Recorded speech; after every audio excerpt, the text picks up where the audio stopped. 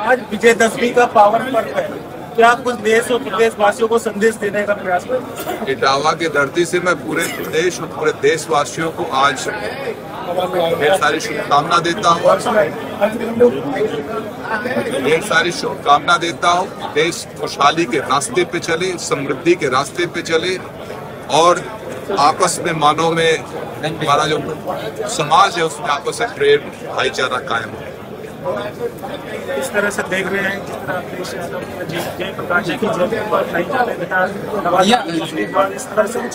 क्या परिस्थितियाँ थी मुझे नहीं जानकारी इस विषय पे, लेकिन महापुरुषों की जयंती मनाने के लिए न किसी को रोक होनी चाहिए और न कोई स्थान का हुआ है, जहाँ चाहे वहीं मनाए महापुरुषों की जयंती। निश्चित रूप से जयप्रकाश जी की जयंती सभी राजनीतिक दलों को मनानी चाहिए। देश में जब आपातकाल को लागू हुआ उस आपातकाल के सबसे बड़े योद्धा के रूप में, जब देश में संकट का तो लोकतंत्र संकट में था, तो सबसे बड़े योद्धा के रूप में जयप्रकाश जी ने आजादी के बाद जो सबसे बड़ा देश में आंदोलन खड़ा हुआ वो जेपी मूवमेंट था। तो सभी राजनीतिक दलों को, क्योंकि उस समय सभी राजनीतिक पार्टियां मिलकर जनता पार्टी बनी थी, चाहे समाजवादी विचारधारा के लोग रहे हों, चाहे वो जनसंघ के लोग रहे, सबका एक गठन था जनता पार्टी। सभी लोग एक मंच पे आए थे। सभी लोगों को जयप्रकाश जी का आदर करना चाहिए, उसको राजनीतिक मुद्दा नहीं बनाना चाहिए। आज केंद्र और राज्य में प्रदेश बीजेपी की सरकार देख रहे हैं 2027 के चुनाव।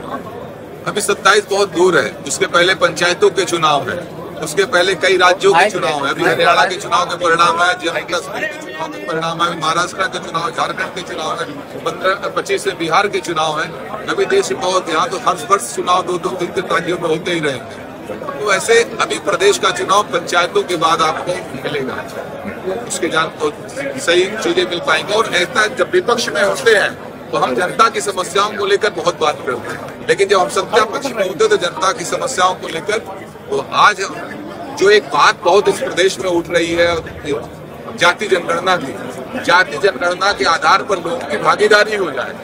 मैं भी चाहता हूं कि जाति जनगणना हो जाए, उस आधार पे जो हमारा ओबीसी कम्युनिटी है उसकी कितनी भागीदारी है सरकारी नौकरियों की उत्तर प्रदेश में, कम से कम इसके इसका आंकड़ा उत्तर प्रदेश सरकार से मैं आग्रह करूंगा वर्तमान समय में इस आंकड़े को जारी करे कि ओबीसी कम्युनिटी की कितनी संख्या है और उनकी कितनी भागीदारी है।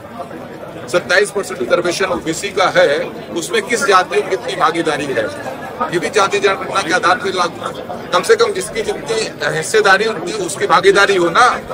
तो यहाँ तो बहुत ही अंतर है। उत्तर प्रदेश में कुछ जातियों को तो 50% से अधिक एक नौकरियों में है। लेकिन विपक्ष तो कह रहा है कि जातिवाद और जाति की राजनीति करने वाली पार्टी है, इस तरह से ऐसा है एक दूसरे के ऊपर आरोप लगाने की बात। नेशनल पार्टी चाहे जो भी हो, हम लोगों की जो पॉलिटिक्स है मैं उसको देखता हूँ, नेशनल पार्टी जो भी है वो जात की राजनीति नहीं कर पाए, चाहे वो भारतीय जनता पार्टी, चाहे कांग्रेस हो, चाहे लेफ्ट कम्युनिस्ट हो। जात की राजनीति तो क्षेत्रीय राजनीति, क्षेत्रीय दल